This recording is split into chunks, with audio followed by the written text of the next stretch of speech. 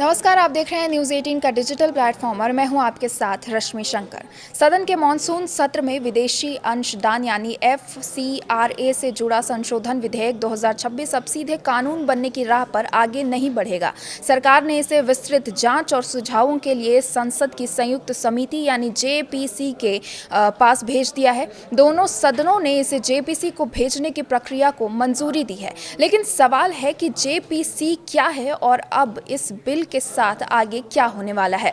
दरअसल JPC यानी joint parliamentary committee संसद की एक अस्थायी समिति होती है। इसमें लोकसभा और राज्यसभा दोनों सदनों के सांसद शामिल होते हैं। इस समिति का काम किसी महत्वपूर्ण विधेयक या मुद्दे की बारीकी से जांच करना होता है। FCRA बिल के मामले में समिति प्रस्तावित प्रावधानों को एक एक करके देखेगी और जरूरत के मुताबिक बदलाव या सुझाव दे सकती है। अब बात करते हैं कि इस पूरी प्रक्रिया होती क्या है। JPC के गठन के बाद समिति के सदस्यों की औपचारिक नियुक्ति होगी और फिर बैठकों का दौर शुरू होगा। समिति बिल के प्रावधानों, सरकारी रिकॉर्ड और संबंधित दस्तावेजों की समीक्षा कर सकती है। इसके अलावा विशेषज्ञों, सामाजिक संगठनों, संबंधित संस्थाओं और दूसरे हितधारकों से भी राय और सुझाव लिए जा सकते हैं। दूसरी जरूरत पड़ने पर समिति संबंधित अधिकारियों या विशेषज्ञों को बुलाकर उनका पक्ष भी सुना जा सकता है। इसके बाद तमाम सुझावों और चर्चाओं के आधार पर समिति अपनी रिपोर्ट तैयार करेगी। रिपोर्ट में बिल के मौजूदा प्रावधानों को बनाए रखने, उनमें बदलाव करने या कुछ हिस्सों पर पुनः विचार करने की सिफारिश की जा सकती है। इस मामले में JPC में कुल 31 सदस्य होंगे। इनमें 21 सदस्य लोकसभा से और 10 सदस्य राज्यसभा से होंगे। समिति को FCRA संशोधन विधेयक की जांच के बाद संसद के शीतकालीन सत्र 2026 के पहले सप्ताह के आखिरी दिन तक अपनी रिपोर्ट लोकसभा में सौंपने का लक्ष्य दिया गया है। अब आते हैं सबसे अहम मुद्दे पर कि आखिर इस बिल को लेकर इतना राजनीतिक विवाद क्यों है।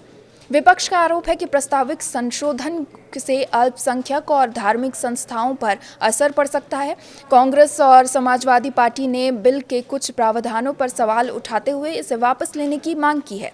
विपक्ष का कहना है कि बिल को सिर्फ JPC के पास भेजना पर्याप्त नहीं है, बल्कि सरकार को इसे वापस लेना चाहिए। वहीं केंद्र सरकार का कहना है कि FCRA में बदलाव का मकसद किसी समुदाय को निशाना बनाना नहीं है, बल्कि विदेशी फंडिंग से जुड़े नियमों को ज्यादा प्रभावी और पारदर्शी बनाना है। सरकार इसे देश की सुरक्षा और विदेशी योगदान के सही इस्तेमाल से जोड़कर देख रही है। यानी फिलहाल FCRA बिल पर अंतिम फैसला नहीं हुआ है। अब गेंद JPC के पाले में है। समिति बिल की समीक्षा करेगी, अलग अलग पक्षों की राय सुनेगी और अपनी रिपोर्ट संसद के सामने रखेगी। इसके बाद सरकार उस रिपोर्ट की सिफारिशों को ध्यान में रखते हुए बिल को आगे बढ़ा सकती है। तो साफ है, FCRA बिल अभी कानून नहीं बना है। अब इसकी अगली मंजिल संसद की संयुक्त समिति है और आने वाले महीनों में JPC की रिपोर्ट ही तय करेगी कि इस बिल का अंतिम स्वरूप क्या होगा। फिलहाल नजरें JPC की बैठकों और उसकी रिपोर्ट पर टिकी हैं। आपके इस पर क्या विचार है, हमें कमेंट बॉक्स में जरूर बताएं। फिलहाल इस वीडियो में अभी के लिए बस इतना ही। नमस्कार।